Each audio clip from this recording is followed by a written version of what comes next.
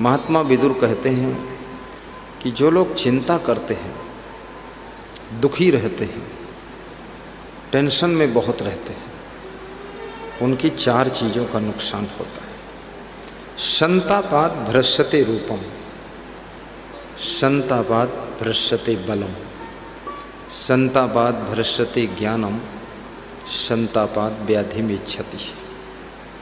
ध्यान देना, संताप जिसको तुम इंग्लिश में टेंशन कहते हो, उसको संस्कृत में संताप कहते हैं।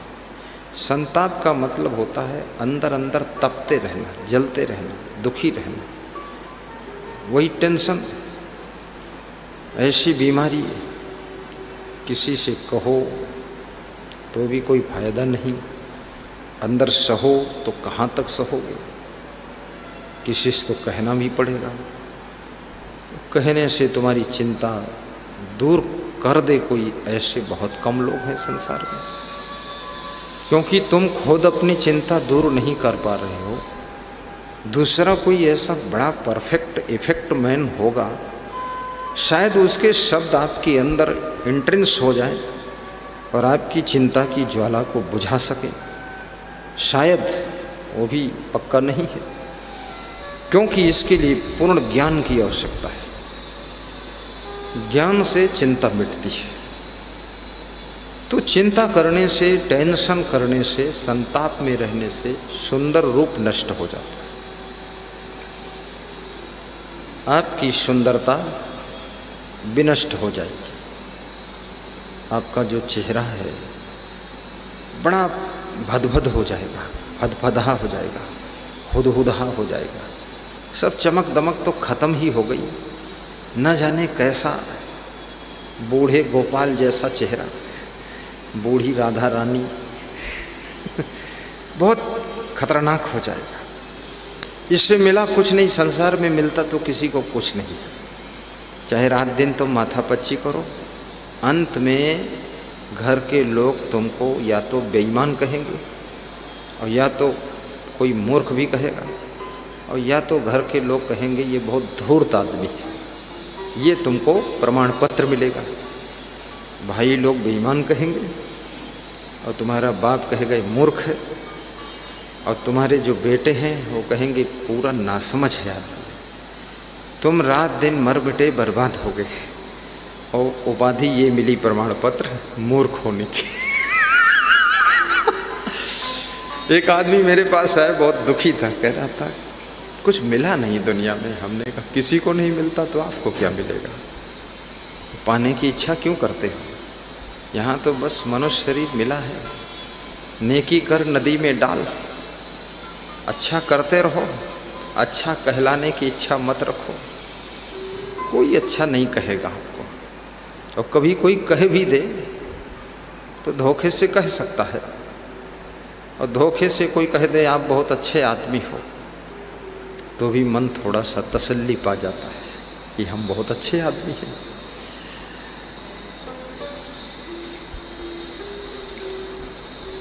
मन को दुखी ना करना, कोई सम्मान दे या ना दे,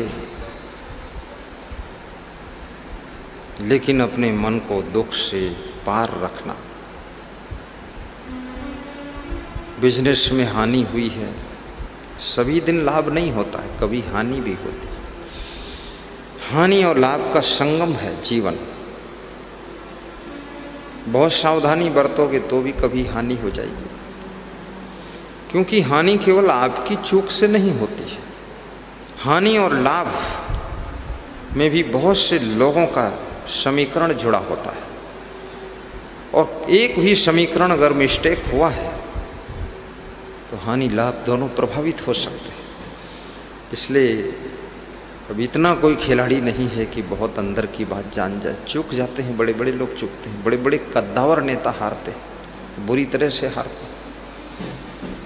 जो भारी वोटों से जीतते थे, 5-5 चुनाव जीते हैं, आखिरी में 6ठा और 7वां चुनाव ऐसा हारे हैं, मुंह दिखाने लायक नहीं रह गए,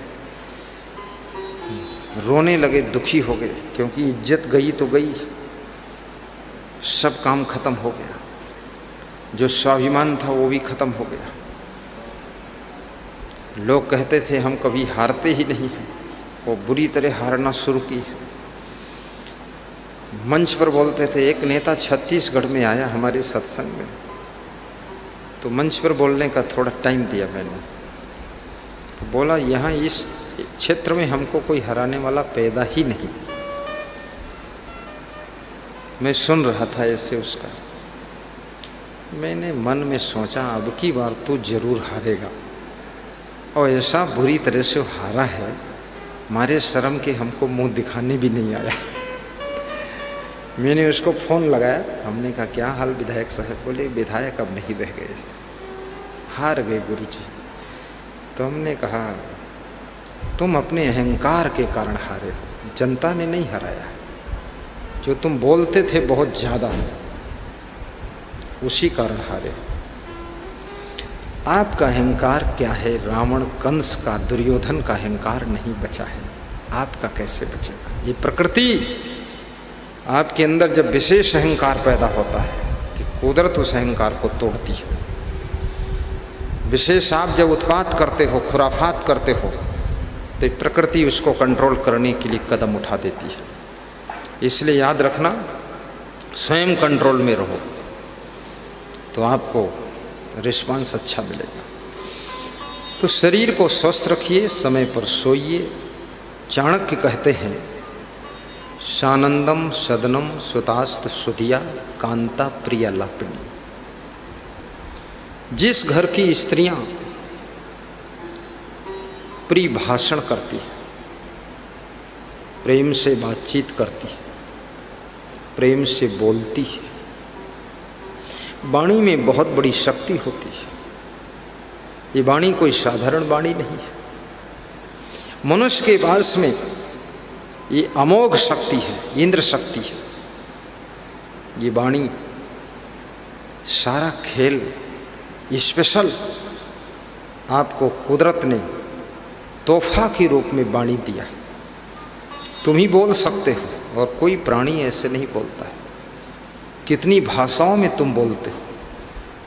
कल जिनका आयोजन था, श्री अजब सिंह सिसोदिया जी के पुत्र हिमांशु सिसोदिया इंग्लिश में स्पीच दे रहे थे। इंग्लिश भाषा, वो हिंदी भाषा भी बोलते हैं, अपने क्षेत्र की भी भाषा बोलते होंगे, जो भी धार जिले में बोली जाती हो मुझे पता नहीं। वहाँ की भाषा को क्या कहते हैं? मालवी भाषा। मालवी भाषा जो बोल दो माला माल हो जाता है। हिंदी भी आती है, इंग्लिश भी आती है भाषा। अभी किसी पशु पक्षी से कहो, अमेरिका में तुम चले जाओ, अमेरिका का कौवा और पाकिस्तान का कौवा, इंडिया का कौवा, ये सारे कौवा इकट्ठे करो विश्व के, वो एक ही भाषा बोलेंगे, कर्रू कर्रू। वो कोई और कुछ नहीं मालूम उसको, इंग्लिश हिंदी पता ही नहीं है, शब्द कोई उच्चारित होते नहीं हैं, ध्वन्यात्मक बोल रहे हैं। वो उन्हीं की भाषा वही समझते होंगे। खग जाने खग ही की भाषा, अपने को पता भी नहीं है। लेकिन मनुष्य भाषा पर भी इसका कमांड है, और भाषा का रिश्ता डायरेक्ट भावों से है।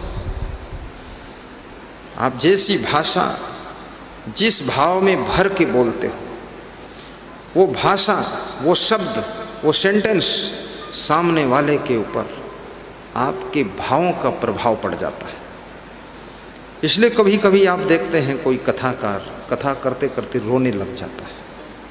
जब वो रोने लग जाता है, रोते रोते कथा सुनाता है, तो सामने वाले जो श्रोता बैठे हैं 2-4 हज़ार, वो भी सब रोने लग जाते हैं। वही प्रभाव उनके ऊपर पड़ गया।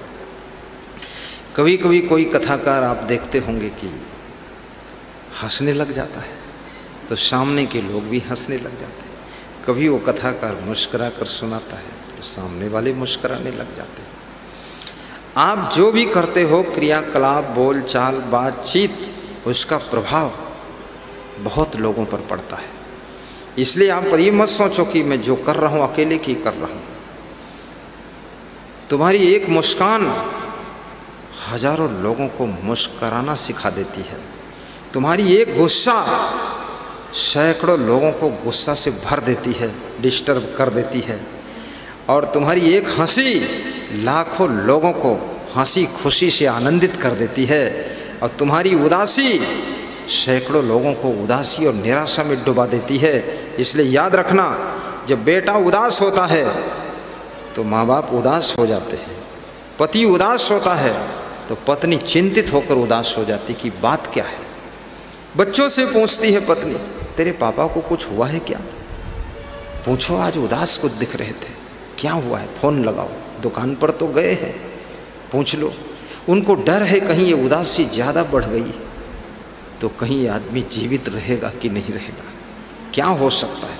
और जिसकी उदासी ज़्यादा बढ़ जाए, निराशा ज़्यादा बढ़ जाए, हताशा में बदल जाए, डिप्रेशन में जो पहुंच जाए, वो फिर दुनिया के परिवार के किसी के काम का नहीं रह जाता है। वो व्यक्ति बेकाम हो जाता है और वो जीवित रहे न रहे ये भी कोई ठिकाना नहीं रहता है। इसलिए उदासी को तोड़ना आवश्यक है। जिस दिन तुम उदास होते हो, लोग पूछना शुरू कर देते, फिक्र हो जाती, लोगों को चिंता हो जाती, उदास क्यों हो। और जिस दिन तुम खुश रहते हो, कोई नहीं पूछता खुश क्यों हो, सब सोचते खुश है, समझो सब ठीक है, और सभी तुम्हारे साथ खुश हो जाते हैं। इसलिए जो बहुत बुद्धिमान लोग होते हैं, विवेकवान होते हैं, वह हमेशा खुश रहने का प्रयास करते हैं, क्योंकि उनकी खुशी में सैकड़ों लोगों की खुशी भी छिपी रहती है। वह खुश होकर सबको खुश करते रहते हैं। श्री चवन ब्रांड के जीवन में जरूरत के वृहद उत्पादों की श्रृंखला के साथ संपूर्ण उत्पाद आटा, पोहा, चाय पत्ती, बिस्किट, रस्क, नमकीन, मसाले इत्यादि उत्पादों के साथ साथ आयुर्वेद के बेहतरीन उत्पाद भी, जिसमें कमर दर्द, घुटना दर्द, जोड़ों के दर्द, शुगर, बीपी, मोटापा इत्यादि विभिन्न रोगों की औषधियाँ भी हैं। इन सारे उत्पादों का अपने जिले में सुपर डिस्ट्रीब्यूटरशिप व तहसील डिस्ट्रीब्यूटरशिप या अपने गांव के स्वदेशी केंद्र के लिए आज ही संपर्क करें 9516264444 पर या 0771459999 पर। श्री चवन स्वदेशी केंद्र। श्री चवन आयुर्वेद पिछले 5 वर्षों में लगातार अपनी बेहतरीन औषधियों के द्वारा 1 लाख से अधिक लोग जो दर्द से बेचैन थे, उनका घुटना दर्द, कमर दर्द, जोड़ों के दर्द को ठीक किया है। आगे हमारा यह प्रयास अनवरत जारी है।